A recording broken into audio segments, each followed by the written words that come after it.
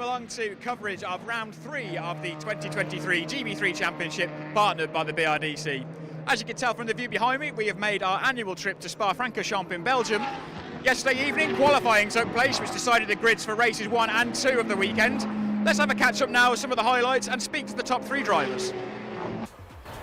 So qualifying at the Spa-Francorchamps circuit, one of the highlights of the year for many of the drivers, and jostling position and getting tyres up to temperature was the order of the first part of the session. You can see everyone weaving to get some tyre temperature in. A lot of the drivers also trying to find a buddy to tow along because of the long straights of Spa-Francorchamps makes a big difference to the lap times. We can see the Carlin car of Acosta Paris looking for a tow there on the back of one of the elite drivers, and then everyone starts getting into their flying laps. You can see the long run down to Eau Rouge, steeply downhill and climbing up. Of course, one of the most iconic corners and circuits in the world, and a great thing that the GB3 Championship gets to race around here. We can then see John Bennett then flying up through Eau Rouge with his teammate closely in tow, and the Carlin duo had a good qualifying session. Some more jostling for position, and then the Douglas pair of Rashid and Kuharczyk using each other as a tow. Michael Shin had a bit of a moment on the exit of Malmedy, kicking up some dust and some gravel into the face of Souta Aral. It's decent qualifying for the High-Tech Pulse 8 team, as some more mistakes further down the field, but unfortunately the session was cut ever so slightly short due to the Chris Dittman racing car of Arthur Rojon coming to a stop on the Kemmel Straight, and that was the end of the session as everyone waited in the pits. But a good qualifying session, definitely one of the highlights of the year, and we're now looking forward to 3 great races around what should be an excellent circuit for these GB3 cars. Callum, our pole position cup winner from last year and your first 2 poles of the year this weekend, how does that feel? I mean, it feels amazing. I think this year, it's been really, well, I mean, it's a very competitive grid. It's really tough to get pole position this year, and so yeah, to do it at a track like Spa, I mean, it couldn't be any better really. Especially it's kind of redemption from last year. We didn't have a great qualifying at all, so yeah, to come back here and grab double pole is unexpected, but no, I mean, brilliant result. I was going to say, it was a point I was going to raise with this, that last year's pole qualifying at Spa was quite difficult. It must be great to amend that. Yeah, for sure. I mean, the guys have worked flat out, and I can't thank them enough. We just got better and better every session, and really happy to come out on top. I don't really know what happened to the red flag, so I guess a little bit of luck on my side, but either way I think we would have been on for a very good position, so over the moon. You've got the slightly unusual task this weekend. The driver starting on pole position tends to punch a hole in the air for the drivers behind him. How are you going to counter that in the race tomorrow? Look, I mean, we'll see what we can do. Either way, I think, again, just bag some points and we'll see where we end up. But, I think at the end of the day, starting on pole is probably more difficult than other places, but we'll give it our best shot either way. You won a race on the road here last year, and of course that was taken away with a bit of confusion at the end of the race. A perfect chance to make more amends as well tomorrow. Yeah, hopefully, fingers crossed. I mean, yeah, as you said, it's more redemption from last year, so we'll give it our all. Good luck, Callum. We'll see how you do tomorrow. Than't you. Result of the season, and what a place to do it. Yeah, obviously it's nice to get P2. I think a little bit disappointed that we missed out on pole. I think definitely the pace was really, really strong all the way through practice and then in qualifying as well. And then unfortunately I got traffic on my best lap, which made my life a little bit difficult. But yeah, I think definitely, like I said before, I think if there's any track where you don't want to start on pole, it's probably here. So I think, ultimately I'm still really happy with second. I was going to say, you're in perfect prime position to take advantage of the hole in the air that Callum's going to punch for you in that first lap. What are you planning on doing on the first lap tomorrow? I think you can't really plan it. I just have to take it as it comes. Do my best to get a good start and get it going right out of turn 1, and see what happens from there. Let's carry on looking at the positives, because the results continue to improve in GB3, your qualifying results especially, and your race results as well. So that's a very promising sign for the rest of the year, no matter what happens this weekend. Yeah, absolutely. I think definitely I knew that even though we struggled a little bit in round 1, I knew that eventually the pace would be back to where I know it should be. It was only kind of a matter of time of putting everything together, and I think we started to do that in Silverstone, but got a little bit unlucky, and then this weekend I think it's come together a little bit more. So hopefully we can get some good results in the races. Well, thank you, Alex. Good luck tomorrow. Thank you. Mackenzie, I know that P3 is your best result of the season so far, but something tells me you're not quite so happy with that one. Not quite, yeah. It's a brilliant result, second and third in the races, which around here is possibly better than pole, so that's a real positive side. But yeah, I'm not happy because on my final push lap I lapped there was at least 3 tenths faster than pole. but it was disallowed because of the red flag. I didn't see the red flag. I finished the lap and then it came out.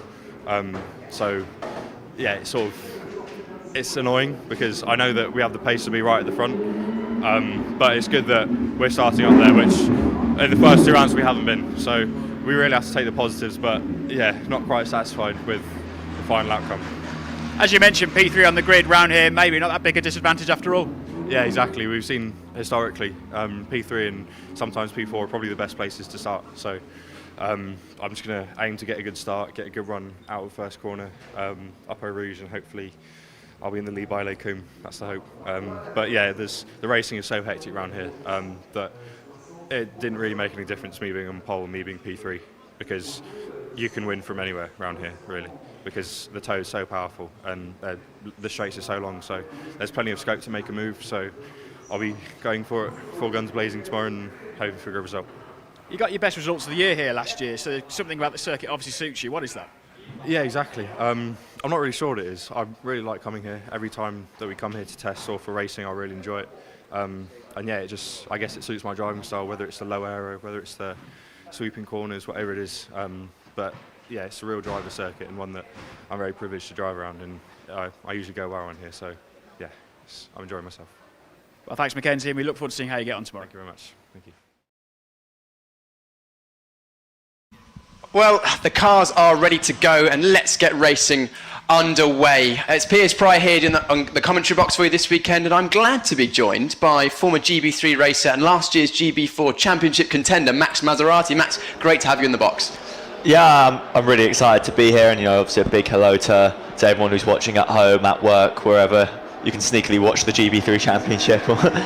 Right, thanks for having us, Max. We'll just quickly run you through the grid, shall we? It was an interesting qualifying, but Callum Voisin, one of our main championship rivals, was in pole position, closely followed by Alex Dunn in second place, Mackenzie Cresswell with a strong qualifying in third, Timet Kuharczyk in fourth, David Morales with a strong qualifying leading the JHR development trio, Matthew Rees in fifth, Christodoulou 6th and 7th, Esterson 8th, Gerard Sheen 9th, Michael Shin 10th, Suter Arau 11th, 12th was John Bennett, 13th Edward Pearson, 14th Joseph Loke, 15th Costa Taparis, 16th James Headley, 17th Jared Waberski, 8th Ayato Iwasaki, 19th Lucas Styko, 20th Noah Ping, 21st Artur Rojon, 22nd Zach Taylor, 23rd Daniel Mavlyatov, and the final row of the grid, 24th Oliver Stewart and Sean Rashid in 25th. Now, some interesting results in qualifying there, Max. Of course, a strong qualifying from Callum Voisin. We know he's been strong at the first few rounds, right up there in the championship. But also, our championship leader, Joseph Loke, all the way down the grid in 14th position. It's going to be tricky for him to come through the field, but potentially easier around here than many other places. Yeah, this would be the circuit where if you could have a joker qualifying round, it would have been this one. It's just got so many long, big straights that if you can get a run on a car, you actually have a chance of passing them, because the dirty air won't be as an effect when you have those big, big straights. Yeah, exactly. And it's a unique circuit, this Spa-Francorchamps, in the terms of world circuits, but also for the GB3 Championship. And it's great that we come here, one of the most famous circuits in the world, and also a Formula One circuit. Great experience for the drivers. It's a brilliant experience from the drivers, which I think is shown in the FIA3 race today with a Browning and Sullivan 1-2. Yes. It just really shows that GB3 produces the drivers in this championship that will then go on to do great things after that, and coming to Spa is a very big learning tool to help progress that. Yes, talking of Browning, of course, our last year's GB3 champion. You mentioned he was second in qualifying, or the last practice session for the FIA3 Championship, and of course the season before, O'Sullivan coming first. But Browning and the High-Tech Pulse 8 team last year were almost imperious here. They were very, very fast, and second on the grid for Alex Dunn. He'll be pretty happy with that. He said he got blocked on one of his fast laps, so potentially he'll be one for the win as well.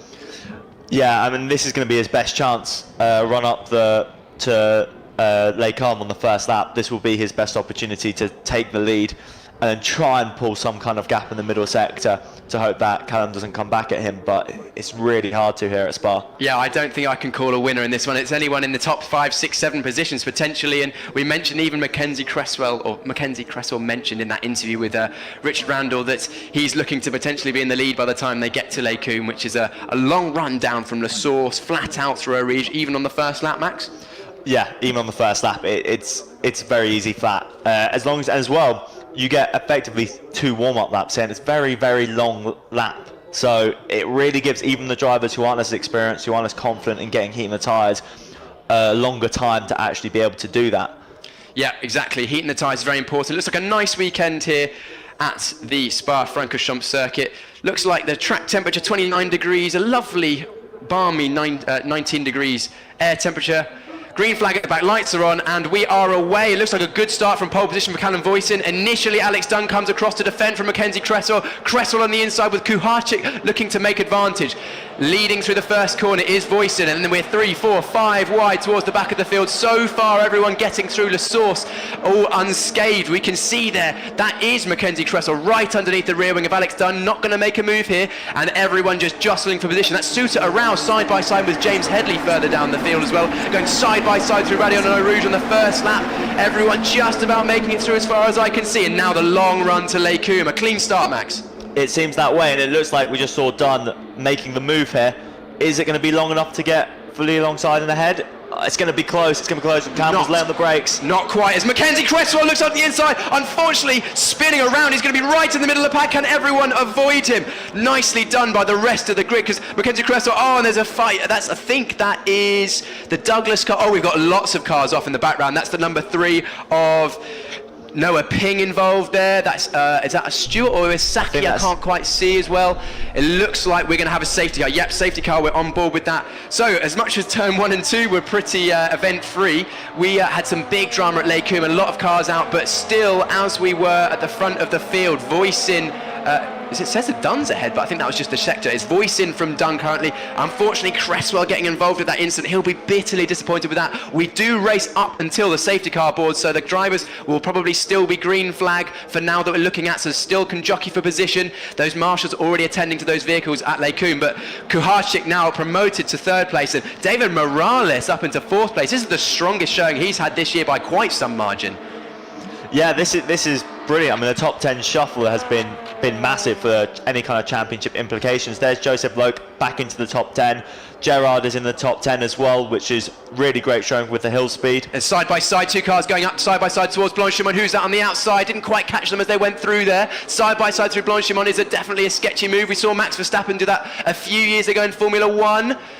We're now still racing at this point, and I think that's Joseph Lote looking to make advantages. I think that might be Esterson going up the inside of probably John Bennett in the Rodin Carlin car. Safety cars on the exit of La Source at the first corner, so I imagine the safety car boards are out. Yes, they are. So 1 full race of flying lap racing so far. We're going to take safety car and have a look at the review. So it started, by the looks of it, with Mackenzie Cresswell looking at the inside of Dunn, but getting a bit too late there, which meant that he dragged the brakes into the corner, and then that is, I think that's either Styko or number, I can't quite read the number, Styko or, of course, Rashid at the back. And you've got the 99 there, also of Daniel Mavliatov, and the number 5 coming through the pits, Matthew Rees. There must have been a front wing damage potentially from that issue coming across Les Combes. That'd be bitterly disappointing for him. He's had a really difficult start to the season, probably below his expectations, I would have sort of suggest. Yeah, and I'm really curious to know what happened there, because it looked like everyone did a really great job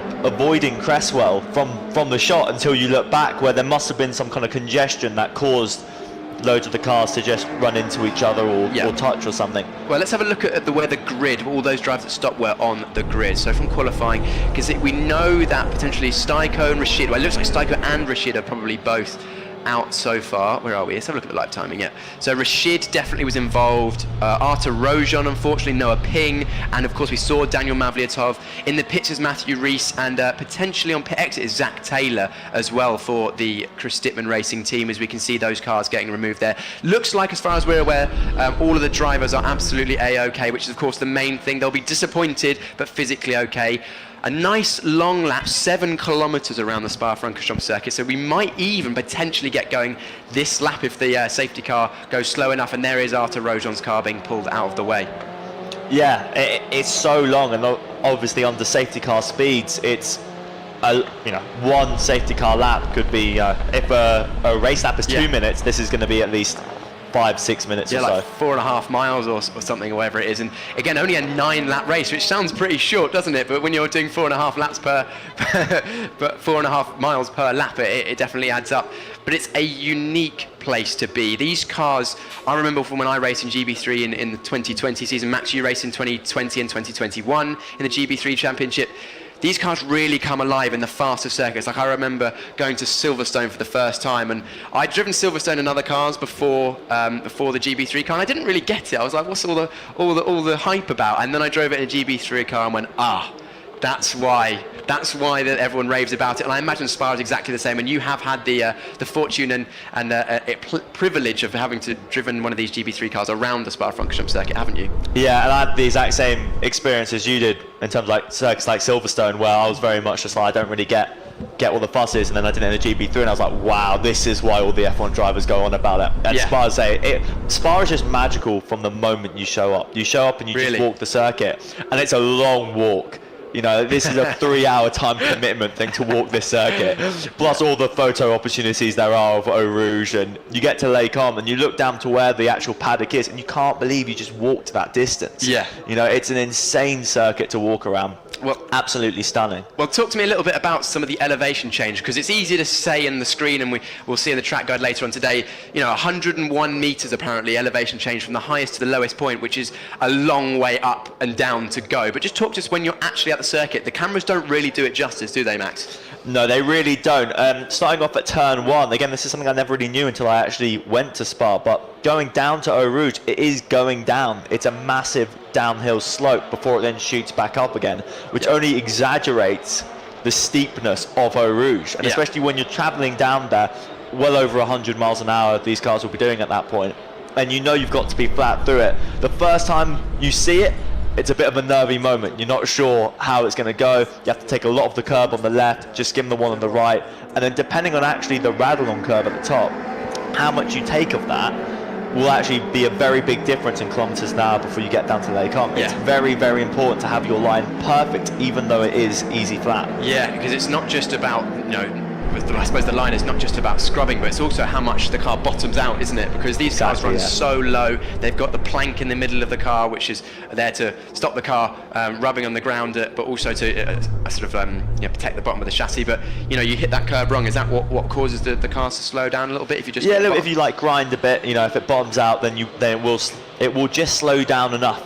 That if you are in a turn, you're planning to, as we saw with Dunn and with Voisin into turn 1, pass before you get to the braking zone, or at least have enough of the car ahead that you can really make it work. That could be the difference. It could be the difference. And we're going to see a lot of slipstreaming action when we saw it all the way up to Lecombe for the first time. And unfortunately, as much as Mackenzie Cresswell got alongside, it caused the end of his race, or the end of his, at least the end of his podium hopes for this race. We're going to see a lot of slipstream, and I've seen on social media in years gone by, even in the GB3 Championship, some bump drafting up the Kemmel Straight. Yeah, it has happened before. I think it was Thomas Randall doing it to Adam Ahmed, and the first name now doing supercars in Australia. So another big name coming from GB3. Yeah.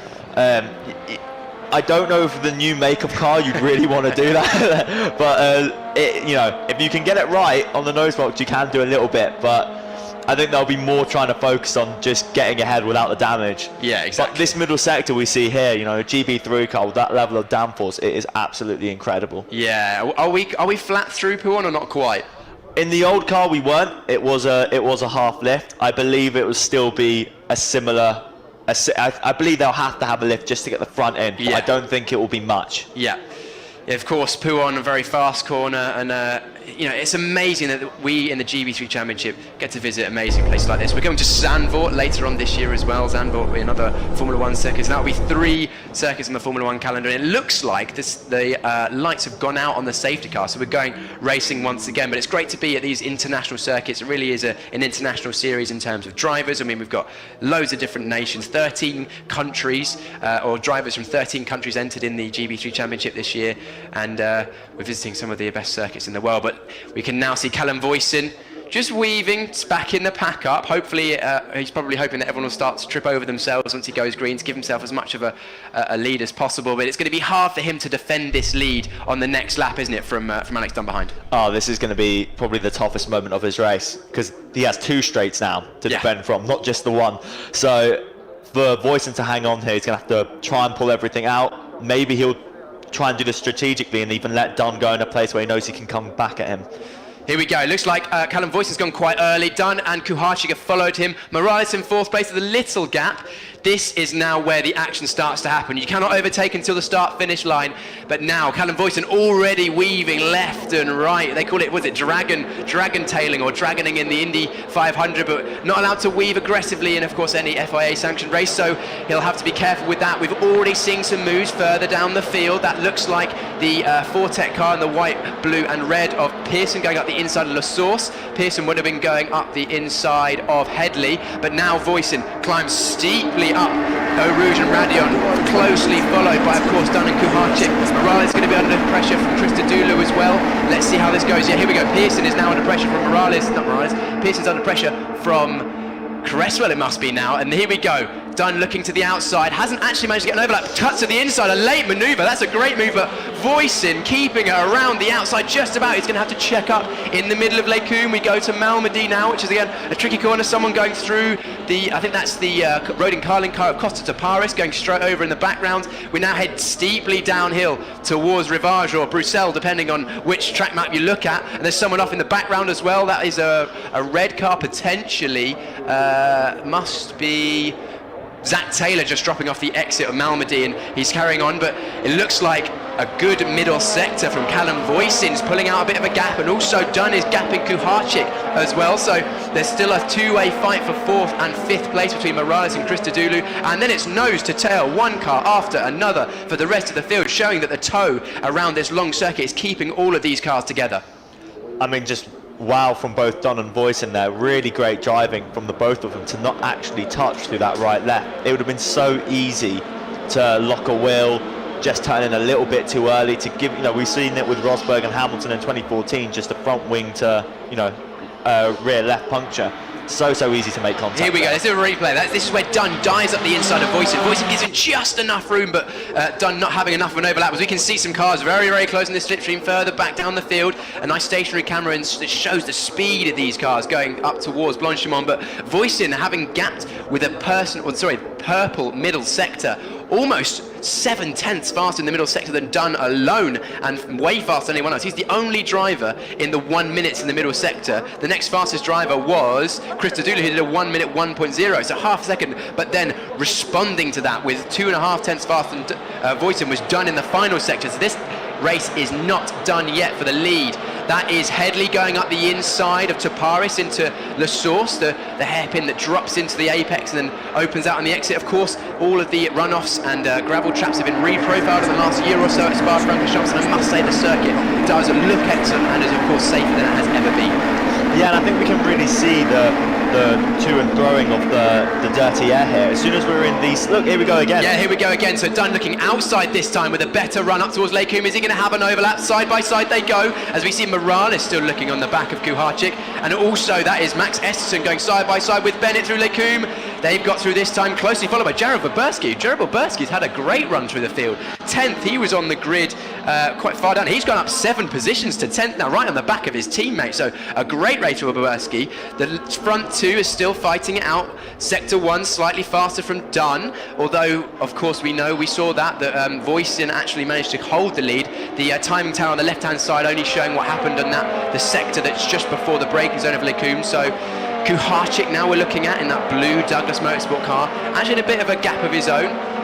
He's going to be hoping that these two in front start fighting it out so he can join that battle once again. How much is the tow? How far back are you looking for the tow? Are we talking half a second before you're in the tow? A second? I think it's probably just under a second, probably around 7/10. I think you'll get at least like pulled up to someone. Yeah, that's good. But you can see through the middle sector again, Voisin starts to pull out a bit of a gap. It's the same half a second as we had the last lap.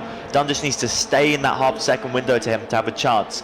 I think interestingly, Dunn decided to use his head there into Les Combes and not really try and commit to this over the outside move that could have ended in contact. Very smart from Dunn. And look, now he's run the back of him again. He knows he's going to have another chance in this race. Is Dunn going to have a look up the inside of the bus stop chicane? No, he is not. But in the background, the number 30, I couldn't quite see the catch number. There must have been what number is that? It's the white car. Gerard Shee in the hill speed car. Of course it is. Right on the back of Chris Doudou there. He's going to have a look and move. It looks like Shee's actually having a look at the inside of La Source. Not many people choosing to do a manoeuvre into La Source. They're waiting for the long run down the straight, up after, of course, up through the Kemmel Straight after Eau Rouge, because that is the main place of overtaking. We're looking again. Dunn is well placed for another attack on the lead with Voisin. Kuharczyk, despite the strong middle sector, the last lap dropping off again in the final sector. But here we go, a great run, very, very early on the back of Callum Voisin this time. I reckon he might be able to get past this time before the braking zone if that high-tech Pulse 8 car has enough straight line speed. Squeezing, giving Voisin no room, but Voisin sending it in very, very late, just about making it through, but that is taking the lead. Alex Dunn, for the first time this weekend, has taken the lead and kept it. Brilliant racing with the pair of them there. They were so close to contact, but they gave each other respect. Dunn very, very strategically moved right back to the left to give himself the best line he could through the right, having Voisin very compromised on that inside line. Voisin obviously deciding not to go in too heavy into the corner, and then slotted in behind. Again, this race is far from over, and we can't rule out Kuharczyk, who's right behind in third, and within that gap to make a move at some point. Yeah, Kuharczyk still in third. The gaps are opening out ever so slightly, so there's a bit of a gap between most of the top 10, but it's still very close. I mean, it's 5.9 seconds down to 10th place, Jared Boberski. So that's only half a second per car on average between all the drivers. Let's have a look at the replay. Yes, so Max, talk us through this.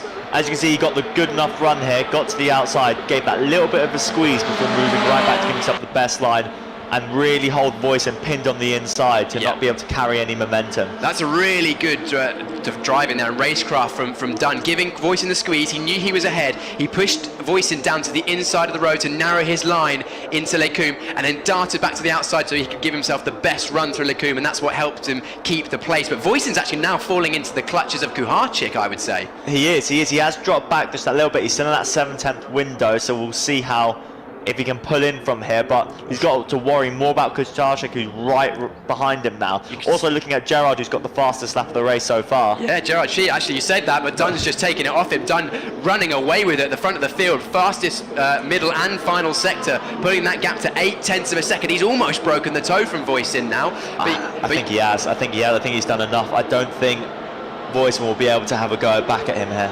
No, Voisin's a bit far back, and he's now going to be under pressure from Timek Kuharczyk in that blue Douglas Motorsport car. Great to see Kuharczyk being fast once again. He's been one of the I suppose, surprise of the season so far. I don't know if it's a surprise for him, but you know, he's come fairly unknown in the UK. He's got experience in other championships, and Douglas have had a difficult couple of years, but great to see them right up there again this year. And Kuharczyk putting in consistently fast results in qualifying in the races, and we see him pushing hard. We saw it in the bus stop, that the final corner, that last lap, he was sliding around, hustling the car, trying to get onto the back of Voisin, and he's managed to break the toe also on his rear ends to Morales and Chris Doudou.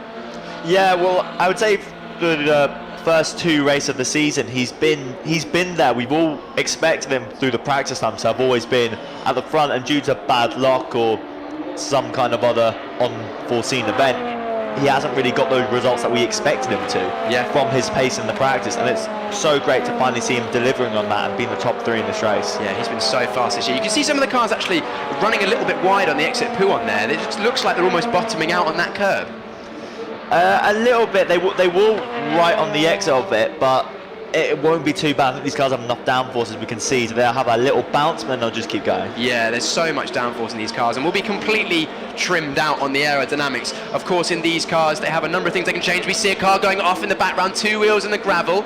Looks like that car carried on. I didn't quite catch who that was, but these cars, there's a number of things the drivers can change on these cars. They can change the ride height, tracking, cambers and caster, so the geometric changes of the tyres and the suspension, but also the front and rear wings, which are the main things which affect how the car handles to the downforce and the top speed. Are we going to be completely trimmed out this weekend, do you reckon, Max? Oh, for sure. They run setups here that they'll never run anywhere else around any other circuit, and what a lot of the teams do, if they can't actually make it here to Spa, they'll go to a place like Silverstone and run the Spa out to get the drivers used to that low downforce level. Yeah, I think that might have potentially been Michael Shin going wide at the exit there. I didn't quite catch the number, but he's lost a bit of time with that. But yeah, the toe has certainly been broken by our leader, Alex Dunn. He set the fastest lap of the race. He's pulling away with another purple section in the middle sector that last lap. He's running away with this, but we're definitely not done in the fights for the final podium positions. Let's have a look down the field. So let's do a bit of a rundown. It's the final lap now. So as we go through, it's Dunn from Voisin, Kuharczyk, Morales, Christodoulou, Shi, Shin, Bennett, Esterson and Wilberski so far, with Headley also coming up through the field. He had a disappointing qualifying in his own regard, having been right up there in the championship. He's managed to make his way through, especially after all that drama on the first few laps. Anyone else that stands out having had a good race so far this race, Max, for you? Well, I'd definitely say Gerard, in that hill speed, seeing them so far up, getting back to where they should be right at the front there. That's really, really great to see. Yeah. Was the Chinese F4 champion. Of course. So seeing him progress and really getting up to speed with the car is great. David Morales in the JHR again. Really great to see him right up the front. And I'd probably say Nico Christodoulou as well. Yeah. He's always been about thereabouts, in that mix. And it's great to see him getting this top 5 in the feature race after his reverse grid podium, I think, in the last. Yeah, Christodoulou obviously getting more and more confident. Second-year driver once again. He did most of the rounds last season. I think we're coming onto the final straight. No, doesn't look like there's going to be any manoeuvres for any changes of position in the top 5 or 6 positions. But let's have a look further down the field to see if anyone else is nice and close. That is Headley still fighting away there with Cresswell and Wilberski. Cresswell has done well to recover back to 12th place after falling right down to the back of the field, but he will be bitterly disappointed with that. Yeah, he will. This was definitely where he felt he could have probably got a really good result after a really great qualifying. And he knows he's going to be up against now in race 2 with the pressure to do that in the next race. Yeah, but as we watch the race leader Alex Dunn take victory at Spa-Francorchamps, a dominant victory after fighting hard with Callum Voisin. Voisin taking second place, he'll be happy with that, disappointed to lose the lead, and Kuharczyk with a well-earned third place. Morales in 4th, Christodoulou 5th, Gerard Shi 6th, Michael Shin 7th, John Bennett 8th, Max Esterson 9th, and rounding out the top 10 with a great drive, Jared Wilberski.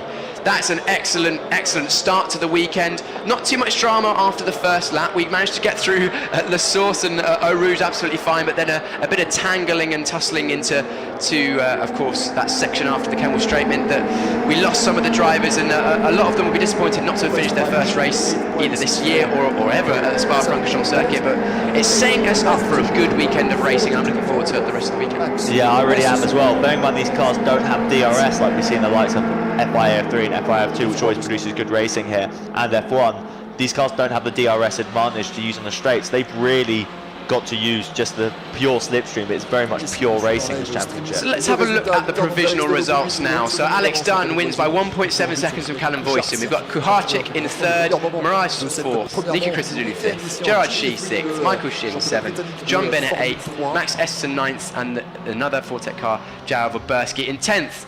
We then have a Mackenzie Cresswell after that disappointing start in 11th, then James Headley in 12th, Joseph Loke will be disappointed with 13th, Costa de Paris 14th, 15th for Edward Pearson, Suter around 16th, Lucas Staiko 17th, Ayoto Iwasaki in 18th, and then the last running driver on the lead lap was Oliver Stewart in 19th place. Let's have a quick review of the race. So we had a strong start there at the front of the field from Mackenzie Cresswell. Voisin looked like he got away from the front of the field. Just about staying in second place was Alex Dunn. We had someone stalling at the back of the field as well, but fighting all the way through, and then we had that mistake from Mackenzie Cresswell. Everyone did very well to avoid. Kuharczyk having to take aggressive evasive action, and then some drivers stopping. Unfortunately, we didn't see how that started, but took out about 3 or 4 drivers. We then had the short safety car period for 2 laps, so ended up with 7 racing laps. The marshalling team at Spa-Francorchamps doing excellently to get the circuit cleared nice and quickly so we could go racing. And then once the safety car was over, we were then treated to an excellent race for the front of the field, as we saw Alex Dunn a number of times trying to make his way past Callum Voisin, and eventually succeeding in doing that. We see, this was the recovery team doing well to get all those cars recovered, and it was It was a bit of a break in the race, an opportunity for the drivers to sort of take stock after the start and then see where they found themselves. That was the number 18 of Arthur Rojon, who was involved in that incident at Les Combes as well. We then had Matthew Rees, unfortunately, coming through the pit lane. We didn't see exactly why that was. We think it was potentially for a front wing damage, but a disappointing there as we now see the drivers coming in to the pit lane, taking up the first 3 positions. So that is our winner, Alex Dunn, pulling in for the High-Tech Pulse 8. High-Tech Pulse 8, notoriously good at this circuit in the GB3 Championship. Callum Voisin in second place. You can see him there just sitting. He'll be thinking about, right, how am I going to overcome the pace of the High-Tech Pulse 8 car of Alex Dunn from that one in the next one. And Timothy Kuharczyk will be pretty happy with third place, but I'm sure he'll be pushing on because he was pushing hard. And you can see how happy Alex Dunn is with that. He knew he had the pace in the car. He said in qualifying he was blocked in his fastest lap and potentially should have had pole. And he's clearly driving very well. It'll be a good confidence boost for him this season. We know he's had great pace, but obviously, actually, so far this season, hasn't won a race quite yet. So his first race in the GB3 Championship, it'll be good for him to bring that home for the team. Kuharczyk there, you can see in the foreground, chatting to his team, shaking his head, so clearly not happy about something. Maybe it was him having to avoid the spinning car of Mackenzie Cresswell. What are the drivers thinking about now after the race? Are they already thinking ahead to the next race? Yeah, they are. Voisin definitely will be thinking, right, what can I be telling the team? What do I need out of this car to be able to chase Dunn in the next one? And Dunn will just be living this high at the minute. I mean, he's just won at Spa. What a feeling. Yeah, what a feeling. He'll be very, very happy with that. You can see them getting ready for the interviews, photographers. I'll be all over the motorsport media very shortly. I'm not sure if we're going to head down for an interview. I don't know if we have that opportunity, but we can see him getting interviewed there. I'm sure he's very happy with that. And yeah, a great way to take his first win. It was a controlled drive and good racecraft from Alex Dunn as well. We mentioned it during the race, but you know, it's not easy to make a manoeuvre when you're on the outside. No, it's not. And I think Dunn was very good at using his head during that race. He had a couple opportunities where he could have been a little bit more aggressive, but there would have been a higher risk factor with it. And he knew that I can wait, I can bide my time, and I'm going to have a better opportunity later on. And that can be quite hard to do when you're in a battle, especially in a GB3 at Spa. You don't really know. Maybe your tyres will drop off. Maybe they will suddenly find a bit more grip. You're never quite sure. So to have that confidence to relax yourself and say, no, hold on, I can get him again. Just wait another lap. Yeah. And that's exactly what he did. Yeah, we're looking at Callum Voisin now getting his post-race interviews. Drove well at the start of the race, pulled a small gap, but unfortunately the toe was just too strong, so he couldn't pull away.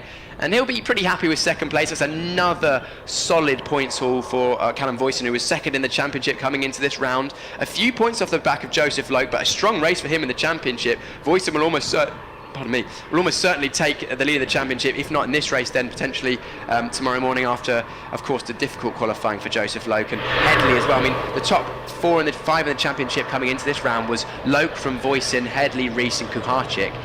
And, of course, Loke, Headley and Rees all had very, very difficult races. So, yeah, interesting. Yeah, this could be big for Alex as well, getting into that top 5 in the championship if the rest continue to have this not great weekend. But you know, there's a couple hours now to the next race where the teams can get their heads down and work on what they need to do to get ready for this next one. What about tyres, Max? Of course, each GB3 round of the 3 races and qualifying, you are allowed 2 full sets of tyres, so 8 tyres in total. You'll, of course, have to take 4 new tyres in qualifying because you can't carry, well, you can carry them over, but you're not as fast, so everyone will take 4 or a full set of new tyres in qualifying. You've then got another new set to use, plus those tyres from qualifying for the 3 races. Do you reckon tyre conservation and tyre saving is something that the drivers will be thinking about, or is it pretty much hell for leather?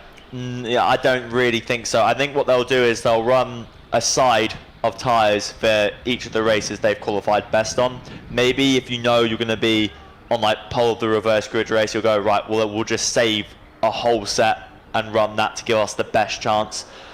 But normally you're just, you know, you want to make the most of what you can over the course of the whole weekend, not just one race. Yeah, exactly. And a lot of the drivers at the back of the field will often save that new set of tyres for the reverse grid, because that's the one great thing about this GB3 Championship is we have 2 races from qualifying. So the fastest lap from qualifying will set the grid for this race, which you've just seen. Second fastest lap from qualifying will set the grid for the race later on, which is coming at UK time about 4:30 in Spa-Francorchamps. That'll be 5:30 approximately. So make sure you're on the stream about 20 minutes before then. this afternoon, everyone who's watching. But that reverse grid is a great opportunity for a lot of the drivers who potentially haven't got the outright pace at this stage of the season to have a good race at the front of the field, and also gives an opportunity for the faster drivers to overtake and make their way through and build those skills that they will need in overtaking in single-seater slicks and wings for later on in their racing career.